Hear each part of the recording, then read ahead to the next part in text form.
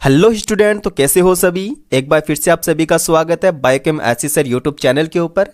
NEET 2021 के लिए जो क्वेश्चन सीरीज हम लोगों ने स्टार्ट कर रखी है, जो कि हिंदी मीडियम वालों के लिए है, जिसके अंदर 2 चैप्टर अपन के कवर हो चुके हैं। थर्ड चैप्टर जो कि 18 वाला 11th एनसीईआरटी का बॉडी फ्लूइड एंड सर्कुलेशन, शरीर द्रव एवं परिसंचरण वाला है, और इसके हम लोग मैक्सिमम क्वेश्चन देखने की कोशिश करेंगे, जिसके अंदर अपन लोग लगभग 165 क्वेश्चन से ज़्यादा क्वेश्चन अपन लोग कवर करने वाले हैं। तो आज के सेक्शन के अंदर अपन लोग 50 क्वेश्चन कवर करेंगे। बाकी अपन लोग 2 वीडियोज़ इसके अंदर और बैक टू बैक अपन लोग इसके अंदर देखने वाले हैं, जिसके थ्रू अपन के 165 जो क्वेश्चन है उनके अंदर अपना पूरा टॉपिक भी रिवाइज हो जाएगा। ठीक है, तो आप लोग प्लीज़ अगर जो नीट 2021 की प्रिपरेशन कर रहे हैं, तैयारी कर रहे हैं, या फिर 11th के अंदर है, तो प्लीज़ इस वीडियो को कम्प्लीटली देखना और ज़रूर आपको बहुत कुछ सीखने को मिलेगा। साथ ही साथ जो 11th के अंदर आप लोगों ने पढ़ा था नोट्स के अंदर, या फिर अगर आप लोगों ने वीडियोस नहीं देखे हैं तो वो भी देख लेना, जो कि एम्स लेवल का अपना वीडियो सेक्शन रहा है। मैं नीचे डिस्क्रिप्शन में उसकी लिंक दे दूंगा ताकि आप लोग पूरा चैप्टर अच्छे से तैयार कर सके। तो चलिए स्टार्ट करते हैं अपन लोग आज का सेक्शन, जिसके अंदर अपन लोग 50 क्वेश्चन देखने वाले हैं। बाकी दूसरा वीडियो आएगा उसके अंदर भी 50 क्वेश्चन होंगे, और थर्ड वीडियोस के अंदर जो रिमेनिंग क्वेश्चन अपने रह जाएंगे उनको अपन लोग कवर करेंगे। ठीक है, तो चलिए स्टार्ट करते हैं पहला क्वेश्चन। पहला क्वेश्चन है कि ब्लड रक्त जो कोशिकाएं होती है, कोशिका मतलब ब्लड कैपिलरीज होती है, उनकी वॉल बनाने वाली कोशिकाएं कहलाती है। तो ब्लड कैपिलरीज की जो वॉल होती है, दीवार होती है, वो आप लोगों को पता है सिंगल सेल्ड वॉल होती है, सिंगल कोशिकाओं की बनी होती है। उन सेल का नाम अपन को पूछा, उन सेल का नाम होता है एंडोथीलियम सेल। क्या नाम होता है बच्चों? Endothelium cell. यानी कि ये केवल और केवल एंडोथीलियम कोशिकाओं की बनी होती है। देखो, ब्लड कोशिका, ठीक है ना, यानी कि जो रक्त कोशिका होती है, ब्लड कैपिलरीज होती है, वो सिंगल लेयर की बनी होती है। वहीं अगर बात करें अपन लोग धमनी और सीरा की, तो उनके अंदर 3 परत होती है, जिसको अपन लोग ट्यूनिका एक्सटर्ना, ट्यूनिका मीडिया और ट्यूनिका इंटरना बोलते हैं। बट इसके अंदर केवल एक ही सिंगल लेयर होती है, जिसका नाम है एंडोथीलियम। सेकंड क्वेश्चन की अपन लोग बात करते हैं, हार्ट स्पंदन, हृदय स्पंदन तथा रुधिर दाब किससे नियंत्रित होता है? तो heart beat and blood pressure जो होता है वो किससे नियंत्रित होता है? नॉर्मल सा क्वेश्चन है, लेकिन आप लोगों को याद रखना है ये एड्रेनालिन से कंट्रोल होता है, एड्रेनालिन से इसका नियंत्रण होता है। थर्ड नंबर क्वेश्चन की बात करें अपन लोग, मेंढक के हृदय में गति प्रेरक होता है। समझना ध्यान से, मेंढक का जो हार्ट होता है उसके अंदर जो पेसमेकर होता है उसका नाम पूछा। तो सेम अपने अंदर भी एक पेसमेकर कौन सा होता है? ऐसे नोड होता है। और मेंढक के अंदर भी पेसमेकर क्या होता है बच्चों? ऐसे नोड होता है, साइनोएट्रिकुलर नोड होता है। तो ये अपन को डायरेक्टली याद रखना है, ऐसे नोड ये कहाँ पर प्रेजेंट होता है, ये भी अपन को पता होना चाहिए। फोर्थ क्वेश्चन की हम लोग बात करते हैं, हृदय स्पंदन दर कपाल तंत्रिका द्वारा नियंत्रित होती है। कौन से नंबर की क्रैनियल नर्व होती है जिनके द्वारा हार्ट बीट या जो हार्ट रेट होती है वो कंट्रोल होती है? तो याद रखना 10 नंबर की जो क्रैनियल नर्व होती है उसके द्वारा अपनी जो हार्ट रेट होती है वो कंट्रोल होती है। और 10 नंबर की जो क्रेनियल नर्व होती है उसका नाम भी आप लोगों को याद रखना है, जिसका नाम क्या है? वेगस नर्व है। याद रखना क्या नाम उसका? वेगस नर्व है। फिफ्थ नंबर क्वेश्चन देखते हैं, रुधिर कोशिकाएं जो ब्लड कैपिलरीज होती है वो किसकी बनी होती है? तो ब्लड कैपिलरीज किसकी बनी होती है मैंने आप लोगों को अभी बताया था। ये केवल और केवल सिंगल सेलुलर लेयर होती है, एक कोशिकीय परत होती है, याद रखना, जिसका नाम क्या है? एंडोथीलियम। तो फोर्थ ऑप्शन इसका करेक्ट हो जाएगा। यह केवल एंडोथीलियम स्तर की बनी होती है। ठीक है, इजी क्वेश्चन है। 6 नंबर क्वेश्चन की हम लोग बात करते हैं, ध्यान से देखना। मेंढक के हृदय को उसकी वेगस शाखा से उत्तेजित करने पर हृदय क्या दर्शाएगा? बहुत ही अच्छा क्वेश्चन है, और आप इस पे स्टार मार्क कर लेना, क्या दर्शाता है? तो याद रखना, मेंढक के अंदर, फ्रॉग के केस में एक्चुअली क्या होता है, जो हार्ट रेट होती है वो डिक्रीज हो जाती है, घट जाती है। तो स्पंदन दर मेंढक के अंदर याद रखना क्या हो जाएगी? कम हो जाती है। 7 नंबर क्वेश्चन की हम लोग बात करते हैं, हृदय की जो ध्वनि होती है कौन सी? डब किसकी होती है? इसने पूछा है कि डब ध्वनि कब आती है, कब अपन को ये सुनाई देती है। समझना, 2 ध्वनि होती है, एक तो लब होती है, ठीक है, और एक होती है डब होती है। लब और डब 2 साउंड आते हैं। लब साउंड कब आता है? जब tricuspid wall and bicuspid valve दोनों ही बंद होते हैं एक साथ, तब कौन से साउंड अपन को सुनाई देता है? लब साउंड अपन को सुनाई देता है।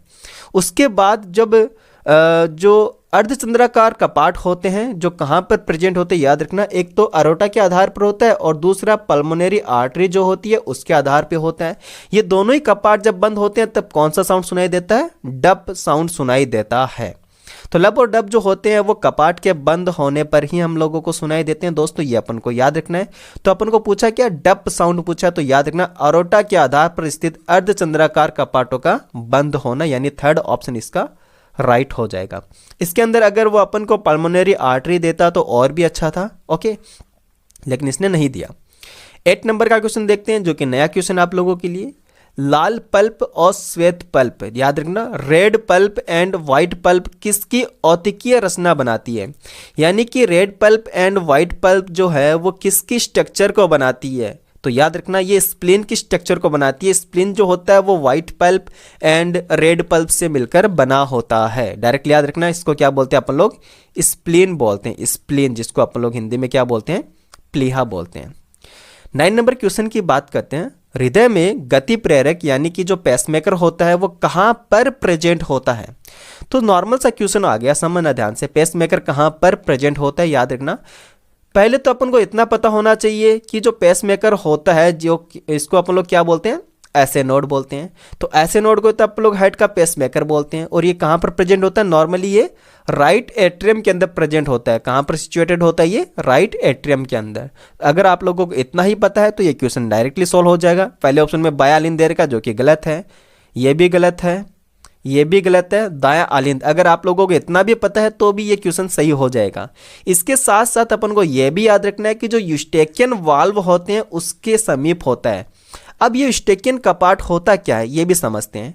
जब inferior vena cava impure blood यानी डी ऑक्सीजनेटेड ब्लड लेके आती है राइट एट्रियम के अंदर, तो उसके समझना यहाँ पर एक वाल्व प्रेजेंट होते हैं, कपाट उपस्थित होता है जिसको अपन लोग क्या बोलते हैं, यूस्टेकियन कपाट बोलते हैं। और यूस्टेकियन कपाट के जस्ट पास में ही ऐसे नोड प्रेजेंट होता है और ऐसे नोड को ही अपन लोग क्या बोलते हैं, पेसमेकर ऑफ द हार्ट बोलते हैं। 10 नंबर का क्वेश्चन हम लोग चेक करते हैं। जो पैपिलरी मसल्स होती है वो कहाँ पर पाई जाती है, समझना ध्यान से। पैपिलरी मसल जो होती है वो अपने हार्ट के जो वेंट्रिकल्स होते हैं, निलय जो होते हैं, वहाँ पर प्रेजेंट होती है। तो हार्ट के वेंट्रिकल्स यानी निलय के अंदर पैपिलरी मसल्स पाई जाती है। आप प्लीज़ एक बार पूरा सेक्शन जो पूरा वीडियोज़ है बॉडी फ्लूइड एंड सर्कुलेशन के, आप वो प्लीज़ ज़रूर देखना। एम्स लेवल का मैंने कवर किया है। आप लोगों को वो वीडियो देखने के बाद कहीं पर किसी भी क्वेश्चन के अंदर प्रॉब्लम कभी भी नहीं आएगी। चाहे आप किसी भी सीट को सॉल्व करें, आप चाहे एम्स की सीट को सॉल्व करें, कोई भी क्वेश्चन से आप लोग बनाए बॉडी फ्लूइड एंड सर्कुलेशन से लेकर, तो आपको कहीं पर भी दिक्कत नहीं आएगी। 11 नंबर का क्वेश्चन हम लोग देखते हैं। स्तनियों यानी मैमल्स की जो एम्ब्रियोनिक स्टेज होता है, यानी भ्रूण, आराम से पढ़ते हैं, स्तनियों की भ्रूणावस्था में फुसफुसीय महाधमनी, समझते ध्यान से देखना। सपोज करना ये अपना हार्ट है, ये क्या अपना हार्ट है, ये इसके 4 चैम्बर हैं। इसने पहले क्या बताया, फुसफुसीय महाधमनी, यानी कि इसने पल्मोनरी आर्टरी बता दी। ये क्या पल्मोनरी आर्टरी है, ठीक है, पता चल गया।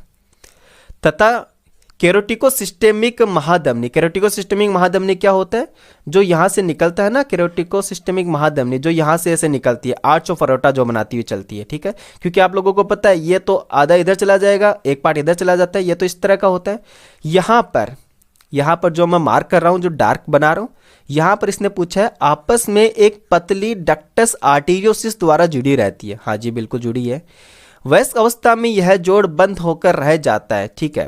तो ये जो जोड़ होता है वो किससे बंद होता है, अपन को यही पूछा है। तो वयस्क अवस्था में यह जोड़ बंद होकर रह जाता है, तो इसको क्या बोलते हैं अपन लोग, ये होता है लिगामेंटम आर्टेरियोसिस। क्या बोलते हैं दोस्तों, इसको अपन लोग लिगामेंटम आर्टेरियोसिस। और इस क्वेश्चन को आप लोग स्टार मार्क कर लेना, ये क्वेश्चन काफ़ी अच्छा है, ठीक है।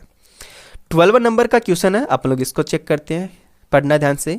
स्तनियों के हृदय के दाएं आलिंद में रुधिर कहाँ से आता है, दाया आलिंद अपन को पूछा, तो ये अपना हार्ट है, ठीक है। ये वाला आलिंद कौन सा है, दाया आलिंद। तो यहाँ पर रक्त कहाँ से आता है, समझना। एक तो नीचे वाला इंफीरियर वेना केवा लेके आता है, एक ऊपर से आता है सुपीरियर वेना केवा, और एक हार्ट के मसल से भी तो इम्प्योर ब्लड लेके आता है, इसको अपन क्या बोलते हैं, कोरोनरी साइनस बोलते हैं, ठीक है। तो आप पढ़ते हैं ऑप्शन को, अग्र महाशिरा, ठीक है, बिल्कुल सही बात है, अग्र महाशिरा तो लाता है। पल्मोनरी शिरा, ये गलत हो गया। साइनस विनोसस और अग्र महाशिरा तथा पश्चिम महाशिरा, तो ये ऑप्शन है। राइट आंसर कौन सा चूज करेंगे अपन लोग, सेकंड वाला ऑप्शन चूज करेंगे। 30 नंबर का क्वेश्चन आप लोग चेक करते हैं। मनुष्य के हृदय में रुधिर परिसंचरण का मार्ग है। तो रुधिर परिसंचरण का मार्ग समझते हैं। दाया आलिंद समझना, ये वाला कौन सा हो गया, दाया आलिंद, सॉरी बाया आलिंद पूछा है ना, ठीक है, ये वाला बाया आलिंद हो गया। बाया आलिंद से बाया निलय, फर्स्ट ऑप्शन देखते रहो। और बाया निलय से देही अंग यानी कि चला गया अपने बॉडी के अंदर, वहां से कहाँ पे जाएगा, दाया आलिंद, दाया आलिंद से दाया निलय, और दाया निलय से फिर लंग्स की तरफ जाता है। मतलब फर्स्ट ऑप्शन ही इसका राइट हो गया। एकदम इजी क्वेश्चन है, ठीक है। नेक्स्ट क्वेश्चन की आप लोग बात करते हैं 14 नंबर क्वेश्चन। 14 नंबर क्वेश्चन की आप लोग चेक करते हैं, समझना ध्यान से। पल्मोनरी सीरा जिसको अपन लोग पल्मोनरी वैन बोलते हैं, उसकी क्या विशेषता होती है। देखो वैन जो होती है नॉर्मली कैसा ब्लड कैरी करती है, अपन को पता है अशुद्ध रक्त कैरी करती है। किसको छोड़कर, पल्मोनरी सीरा को छोड़कर, क्योंकि पल्मोनरी सीरा जो होती है वो फेफड़ों से शुद्ध रक्त हृदय की तरफ लेकर आती है ना। तो इसका राइट आंसर क्या हो जाएगा, सेकंड वाला ऑप्शन करेक्ट आंसर है। शुद्ध रुधिर यानी कि प्योर ब्लड को लंग से हार्ट की तरफ ये लेकर आती है। क्लियर हो गया। 15 नंबर का क्वेश्चन देखते हैं। हार्ट में या हृदय में बाई और पहुंचने के लिए रुधिर पहले कहां से गुजरता है, समझना ध्यान से। इसने पूछा है कि हार्ट के अंदर बाई और पहुंचने के लिए, यानी दाया साइड तो जो ब्लड आ गया, दाई साइड से ब्लड कहाँ पे जाता है, फेफड़ों की साइड, और फेफड़ों से फिर कहाँ पे जाता है, बाई साइड जाता है। तो इसने यही पूछा है कि जो ब्लड होता है वो हार्ट में बाई और पहुंचने के लिए कहाँ से गुजरता है। तो बीच में कहाँ से गुजर रहा है, ये फेफड़ों से गुजर रहा है, यानी कि लंग से इनको गुजरना पड़ता है, क्योंकि ब्लड को प्योर भी तो होना है।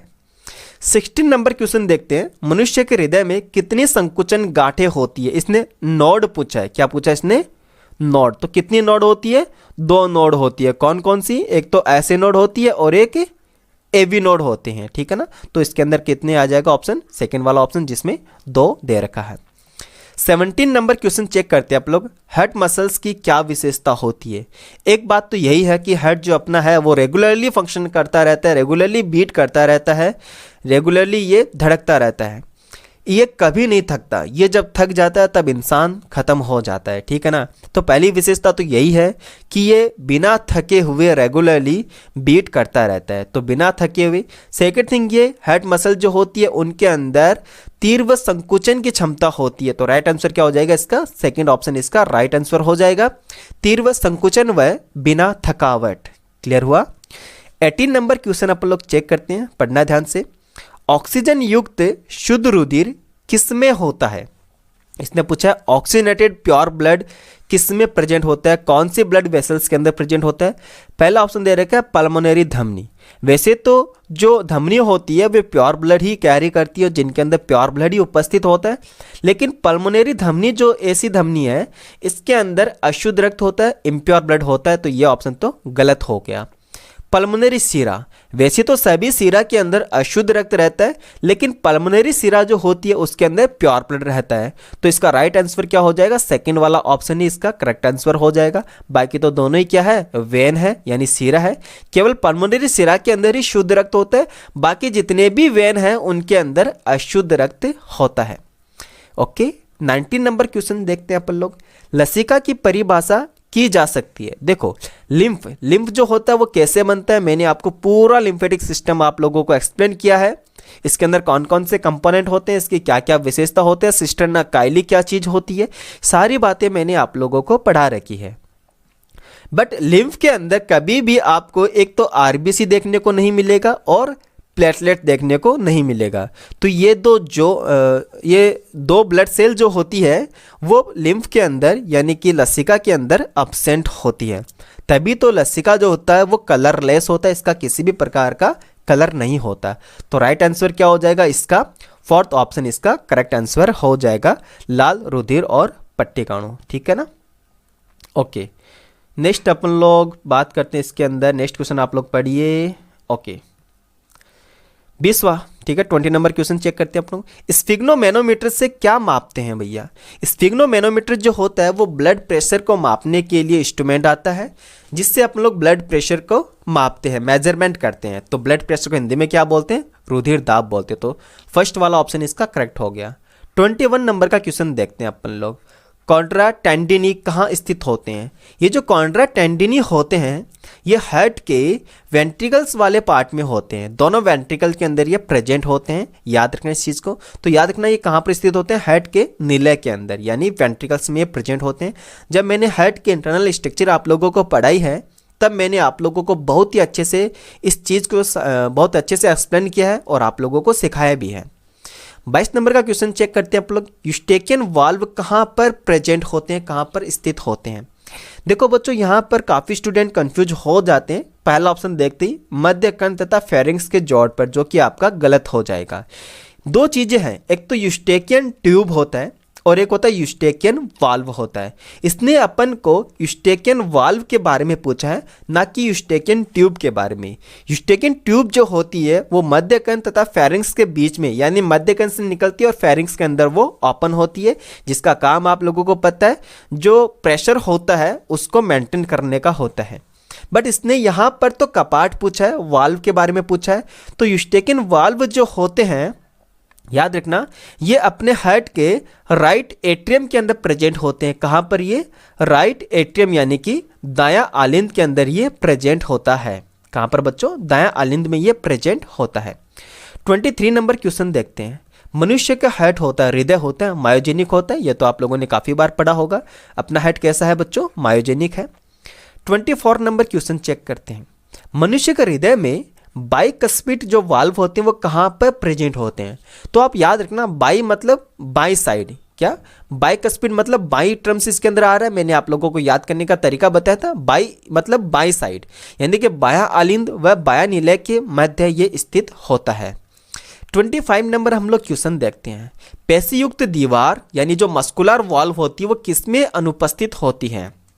धमनिका यानी कि एट्रियोल्स, वेन या फिर आर्टरी, इन तीनों के अंदर तो प्रेजेंट होती है, बट कैपिलरी यानी केसिका के अंदर ये अनुपस्थित होती है।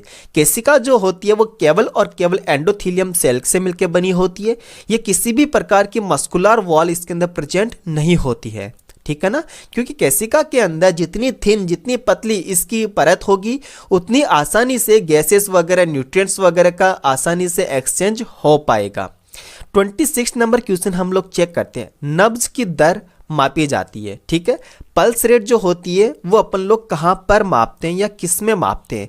क्या अपन लोग वैन के अंदर मापते हैं? नहीं भैया, वैन के अंदर अपन लोग कभी भी पल्स रेट मेजरमेंट नहीं करते हैं। हम लोग आर्टरी के अंदर पल्स रेट मेजरमेंट करते हैं। आर्टरी के अंदर भी मोस्टली दो जो साइड होती है जहाँ पर अपन लोग मतलब मैक्सिमम चांसेस के अंदर वहाँ से पल्स रेट मेजरमेंट करते हैं। एक तो रेडियल आर्टरी और एक होती है ब्रेकियल आर्टरी, ठीक है। इन दोनों आर्टरी से अपन लोग पल्स रेट मेजरमेंट करते हैं।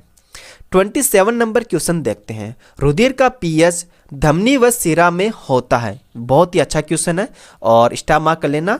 इस क्वेश्चन को आप लोगों को नोट भी कर लेना है। 27 नंबर क्वेश्चन में क्या बताया कि रुधिर का पीएच धमनी व सिरा में होता है। बच्चों याद रखना, आर्टरी के अंदर, धमनी के अंदर जो पीएच है वो ज़्यादा होता है जबकि सिरा के अंदर कम होता है। तो याद, धमनी में अधिक होता है और सिरा में क्या होता है? कम होता है। सेकंड वाला ऑप्शन इसका राइट आंसर हो गया। 28 नंबर क्वेश्चन देखते हैं। सामान्य व्यक्ति का रुधिर दाब कितना होता है? अगर हेल्दी पर्सन का अपन लोग ब्लड प्रेशर देखें तो कितना होता है? 120/80 mm ऑफ Hg होता है। 120 तो सिस्टोलिक प्रेशर होता है और 80 जो होता है वो डायस्टोलिक प्रेशर होता है। ये भी आप लोगों को याद रखना है। 29 नंबर का क्वेश्चन देखते हैं। पश्चिम महाशिरा का दाएं आलिंद में छिद्र किस कपाट से ढका होता है? ये क्वेश्चन मैंने आप लोगों को पहले भी बता दिया था। पश्चिम महाशिरा यानी कि इंफीरियर वेना केवा अपन को पूछा है, ठीक है ना। तो इंफीरियर वेना केवा का जो दाएं आलिंद के अंदर जब ओपन होता है, देखो मैं आपको बताता हूँ, ये अपना हार्ट है और ये अपना कौन सा राइट एट्रियम हो गया। तो इंफीरियर वेना केवा जब यहाँ पर राइट एट्रियम के अंदर आता है तो यहाँ पर एक कपाट, एक वाल्व प्रेजेंट होता है जिसके द्वारा ये ढका रहता है। तो उस कपाट, उस वाल्व का नाम अपन को इसने पूछा है। तो उसका नाम क्या है? जैसे मैंने आपको बताया था, यूस्टेकियन कपाट होता है, यूस्टेकियन वाल्व होता है। एक होता है यूस्टेकियन ट्यूब, वो अपने मध्य कंठ के अंदर स्थित होती है, उसको अपन को नहीं बताना। 30 नंबर क्वेश्चन हम लोग देखते हैं। जब दायां नीलय यानी कि राइट वेंट्रिकल कॉन्ट्रैक्ट यानी संकुचित होता है तो रुधिर प्रवाहित होता है। समझना ध्यान से, जब दायां नीलक संकुचित होता है तो रुधिर कहाँ जाता है? ये बहुत ही इजी क्वेश्चन है, नॉर्मल सा क्वेश्चन है। दायां नीलक, तो पहले तो अपन को हेड के चारों चैम्बर के बारे में पता होना चाहिए। ये वाला चैम्बर कौन सा है? राइट एट्रियम है। ये वाला चैम्बर कौन सा है? राइट वेंट्रिकल है। तो इसने इसी के बारे में पूछा है, दायां नीलक के बारे में पूछा है। जब दायां नीलक संकुचित होता है तो ब्लड सीधा कहाँ पे जाता है? अपने फेफड़ों में जाता है शुद्ध होने के लिए। कौन लेके जाता है? तो ये जो ब्लड वेसल्स है वो कौन सी है? पल्मोनरी धमनी है। इसको आप लोग पल्मोनरी आर्टरी बोलते हैं। यही एक सिंगल ऐसी धमनी है जिसके अंदर अशुद्ध रक्त उपस्थित होता है। बाकी जितनी भी धमनी है उनके अंदर शुद्ध रक्त उपस्थित होता है। 31 नंबर क्वेश्चन हम लोग चेक करते हैं। फेफड़ों से बाहर जाने वाले रुधिर में फेफड़ों के अंदर आने वाले रुधिर से किसकी मात्रा अधिक होती है? तो फेफड़ों से बाहर जाने वाले रुधिर में फेफड़ों के अंदर आने वाले रुधिर से किसकी मात्रा अधिक होती है? क्वेश्चन को ध्यान से पढ़ना। कई बच्चे तो ऐसे होते हैं जिनको मतलब आते हुए भी वो गलत कर देते हैं, क्योंकि वो पढ़ने के अंदर थोड़ा सा गलती कर बैठते हैं। इसने बाहर निकलने वाले ब्लड के अंदर पूछा है कि क्या ज़्यादा है। तो फेफड़ों से जो रक्त बाहर निकलता है वो ऑक्सीजन लेकर ही तो निकलता है, ठीक है। तो उसके अंदर क्या, किस चीज़ की अपन को अधिकता मिलेगी? तो ऑक्सीजन अपन को उसके अंदर ज़्यादा मिलेगा। 32 नंबर हम लोग क्वेश्चन देखते हैं। कैरोटिड धमनी, समझना ध्यान से, कैरोटिड धमनी में किस प्रकार का रुधिर बहता है? दो धमनी है जिनके अंदर बच्चे मैक्सिमम कंफ्यूज्ड होते हैं। एक तो होता है कैरोटिड धमनी और एक होता है कोरोनरी धमनी। कैरोटिड आर्टरी, एक होता है कोरोनरी आर्टरी। तो बच्चों ध्यान से सुनना, ये कंफ्यूजन आज ही आप लोगों को दूर करना है। अभी आप लोगों को इस कंफ्यूजन को दूर करना है। कैरोटिड धमनी और कोरोनरी धमनी। जो कोरोनरी धमनी होता है, समझना ध्यान से, कोरोनरी धमनी जो होता है ये अपने हृदय के जो मसल्स होती है, हृदय की जो पेशी होती है, पेशियां जो होती है, उनको शुद्ध रक्त सप्लाई करती है। कौन? कोरोनरी धमनी। बट यहाँ पर अपन को क्या पूछा है? कैरोटिड धमनी पूछा है। तो कैरोटिड जो धमनी होती है वो मस्तिष्क के अंदर प्योर ब्लड सप्लाई करती है। Very very important. कैरोटिड जो धमनी होती है वो मस्तिष्क के अंदर प्योर ब्लड सप्लाई करती है। क्लियर हुआ क्वेश्चन? ओके। नेक्स्ट आप लोग बात करते हैं 33 नंबर क्वेश्चंस की। स्तनियों यानी मैमल्स के अंदर प्लीहा की भूमिका, स्प्लीन की क्या रोल होता है? देखो वैसे तो स्प्लीन जो होता है उसके अंदर आप लोगों को पता है आरबीसी का विनाश होता है, नष्ट हो जाती है, जिसको अपन लोग आरबीसी का कब्रिस्तान भी बोलते हैं। ग्रेवयार्ड ऑफ आरबीसी अपन लोग स्प्लीन को बोलते हैं। लेकिन जब एम्ब्रियोनिक स्टेज होती है, जब भ्रूणी अवस्था होती है, उस समय लीवर और स्प्लीन के अंदर ही आप लोगों को पता है ब्लड का फॉर्मेशन होता है, हिमोपोइसिस होता है, ठीक है। तो याद रखना, भ्रूणी अवस्था के अंदर, एम्ब्रियोनिक स्टेज के अंदर हीमोपोइटिक टिश्यू की तरह ये काम करता है। हीमोपोइटिक टिश्यू यानी कि आप लोगों को पता चल गया होगा, जिसके अंदर ब्लड का फॉर्मेशन होगा। बहुत ईजी है लेकिन अच्छा क्वेश्चन है। 34 नंबर क्वेश्चन की हम लोग इसके अंदर बात करते हैं। ध्यान से पढ़ना। पेसमेकर प्रभावित करता है। पेसमेकर क्या प्रभावित करता है? देखो पहले तो बात ये अपन को आना चाहिए कि पेसमेकर का फंक्शन क्या होता है। पेसमेकर आप लोगों को पता है हार्ट के अंदर संकुचन करता है, वापस से शिथिल हो जाता है, वापस से संकुचन करता है, वापस से शिथिल हो जाता है। तो हार्ट की मसल्स के अंदर बार बार वो कॉन्ट्रैक्शन करता है। जितनी बार वो विभव पैदा करता है उतनी बार हार्ट के मसल्स के अंदर कॉन्ट्रैक्शन होते हैं, संकुचन आता है। तो पेसमेकर क्या प्रभावित करता है? तो पहला ऑप्शन इसका करेक्ट हो गया। क्या है? हृदय की पेशियों में संकुचन। बच्चों क्या आएगा? हृदय की पेशियों में संकुचन। 35 नंबर हम लोग क्वेश्चन देखते हैं। सीरा धमनी से किस लक्षण में अलग है? अपन को सीरा के बारे में पूछा यहां पर, ठीक है। सीरा किस कारण से या किस करैक्टर के लिए वो धमनी से अलग है? क्योंकि देखो दोनों के डिफरेंस मैंने आपको बहुत ही अच्छे से पढ़ाए हैं, सारे डिफरेंस मैंने आप लोगों को बताए हैं सीरा और धमनी के अंदर। तो पहला ऑप्शन हम लोग पढ़ते हैं। पहला ऑप्शन दे रखा है रुधिर संगठन, रुधिर सेवन के लिए कपाट होते हैं, ठीक है। जब ब्लड फ्लो होता है सीरा के अंदर तो उसके अंदर क्या प्रेजेंट होते हैं? वाल्व यानी कपाट पाए जाते हैं, जो कि सही बात है। मुझे तो एकदम से करेक्ट लग रहा है, यानी कि फर्स्ट ऑप्शन इसके अंदर सही हो गया। बाकी भी आप लोग देख लेते हैं। इसकी गुहा संकरी होती है। नहीं भैया, इसकी जो ल्यूमेन होती है वो नैरो नहीं होती, वो ब्रॉड होती है, ठीक है ना। थर्ड ऑप्शन पढ़ते हैं। इसकी दीवार पेशी होती है। अरे नहीं, धमनी की दीवार ज़्यादा मोटी होती है, सीरा की दीवार कम मोटी होती है, यानी कि पतली होती है। इसकी दीवार वर्णयुक्त होती है जिससे यह गहरी दिखाई देती है। नहीं भैया, गहरी तो कौन दिखाई देती है? धमनी दिखाई देती है। साथ ही साथ धमनी जो होती है वो डीप प्रेजेंट होती है, गहराई में पाई जाती है, जबकि सिरा जो होती है वो सुपरफिशियल यानी कि ऊपर ऊपर होती है। 36 नंबर का क्वेश्चन हम लोग पढ़ते हैं, ध्यान से पढ़ना। प्रकुंचन दाब शीतलन दाब से अधिक होता है क्यों? इसने सिस्टोलिक प्रेशर पूछा है। सिस्टोलिक प्रेशर हम लोगों को पता है 120 mm ऑफ Hg होता है, और शीतलन दाब यानी कि डायस्टोलिक प्रेशर जो होता है वो 80 mm ऑफ Hg होता है। तो इतना ज़्यादा क्यों है, यानी 120 क्यों आ रहा है प्रकुंचन दाब? समझना ध्यान से। पहले तो अपन को ये पता होना चाहिए कि ये प्रेशर कब जनरेट होता है, किस टाइम जनरेट होता है। जब हार्ट संकुचित होता है, जब हार्ट पंप करता है तो ब्लड किस में आता है? धमनी के अंदर आता है।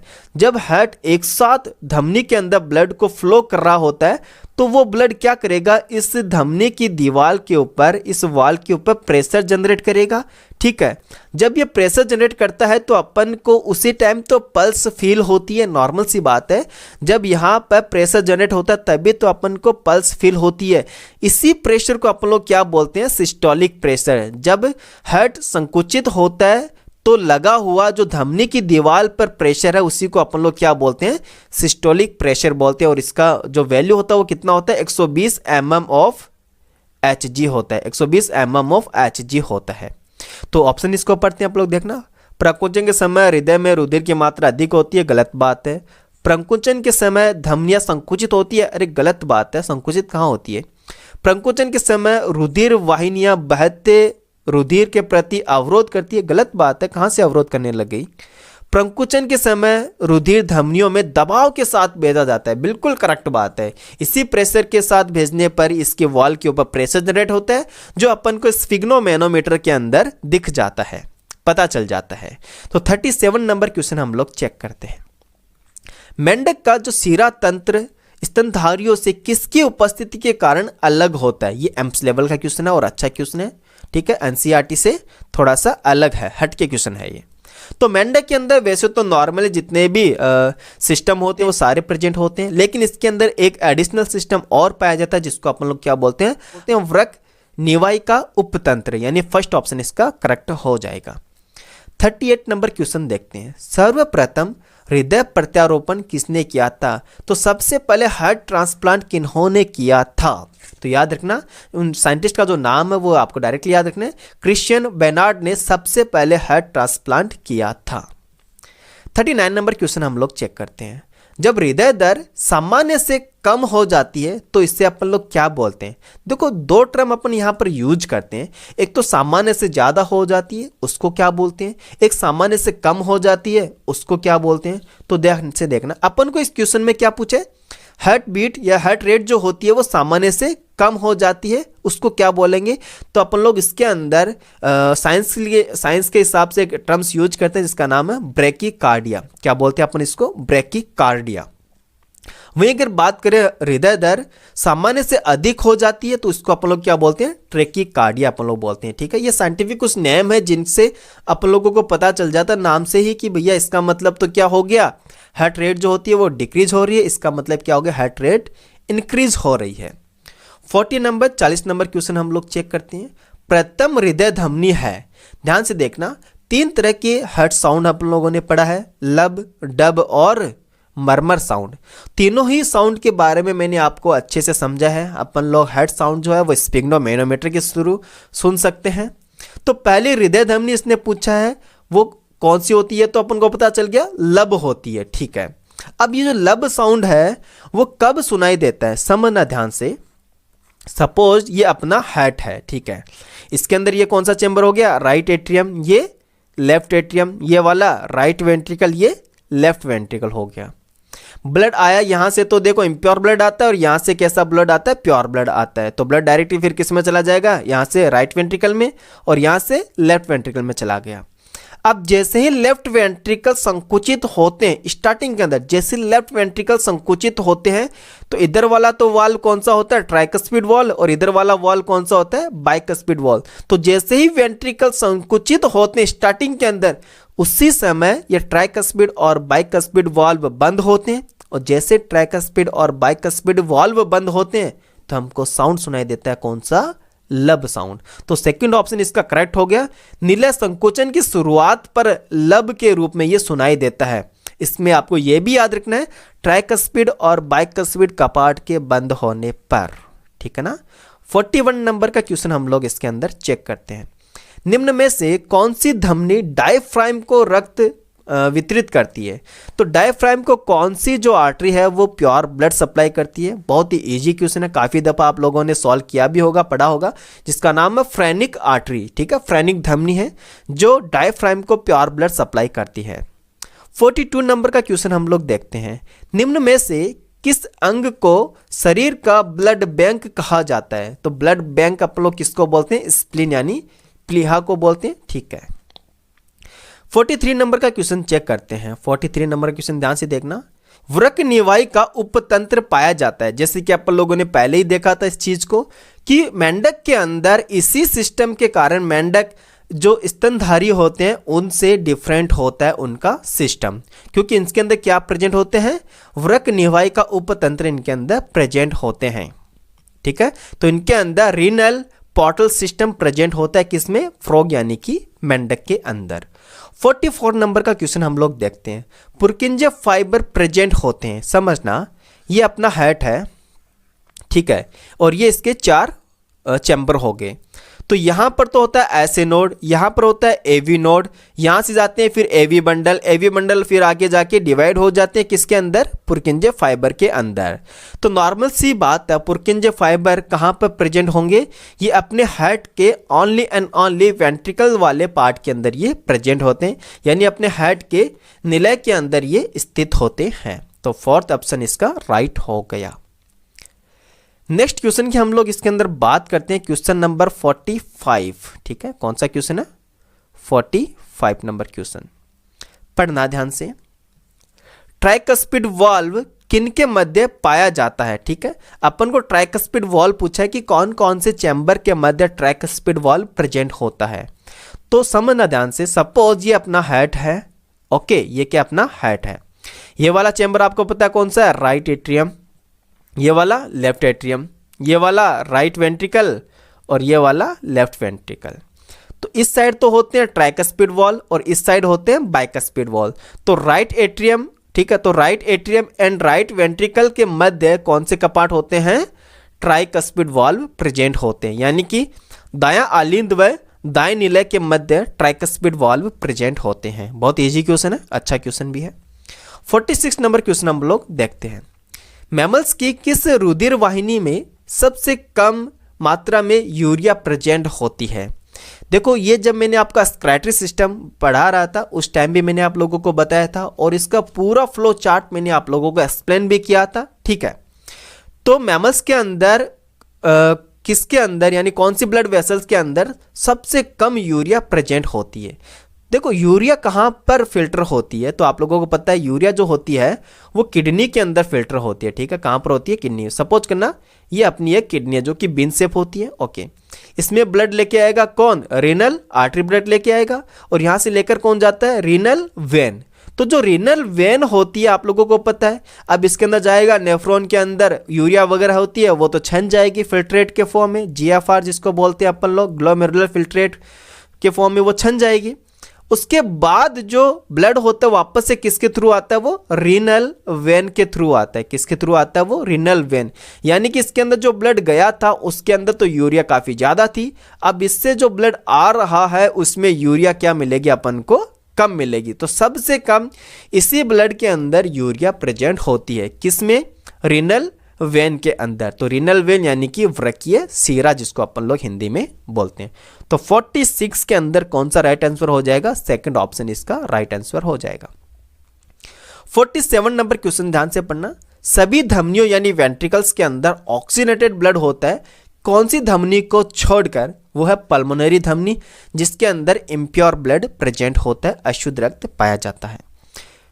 48 नंबर क्वेश्चन देखते हैं। मेंढक के हृदय में स्पंदन दर होती है। देखो, फ्रॉग जो होता है उसका जो हार्ट बीट होता है वो हमारे मुकाबले थोड़ा सा कम होता है, ठीक है ना।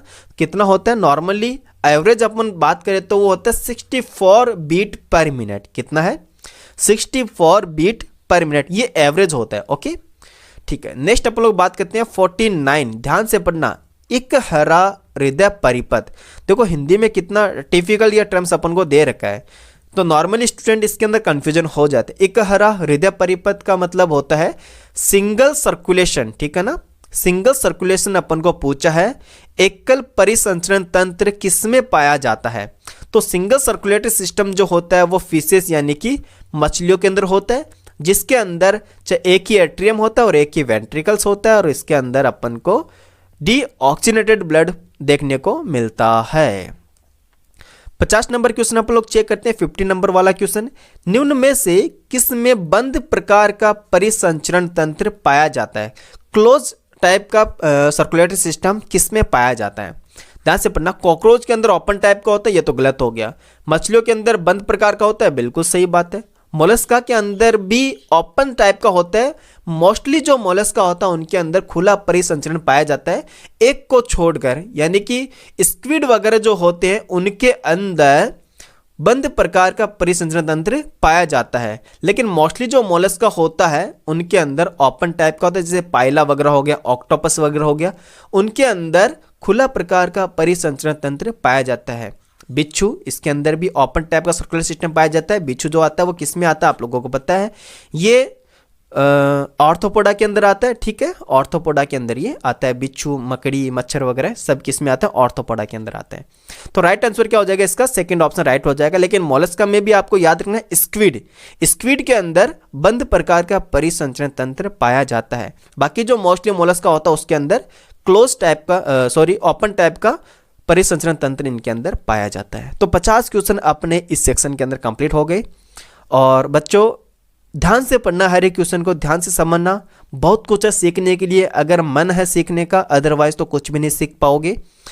चैप्टर के साथ साथ, क्वेश्चंस के साथ साथ अपन लोग पूरा चैप्टर भी ऐसे ही रिवीजन में लेंगे, पूरा चैप्टर अपन लोग रिवाइज करने वाले हैं। और अगर आप लोगों ने चैप्टर नहीं देखा है, लेक्चर जो है वो आप लोगों ने नहीं अटेंड किया है, तो आप प्लीज़ उन लेक्चर को देखना। उनको पढ़ने के बाद आपको कहीं पर किसी भी प्रकार की दिक्कत नहीं आने वाली, एम्स लेवल तक की।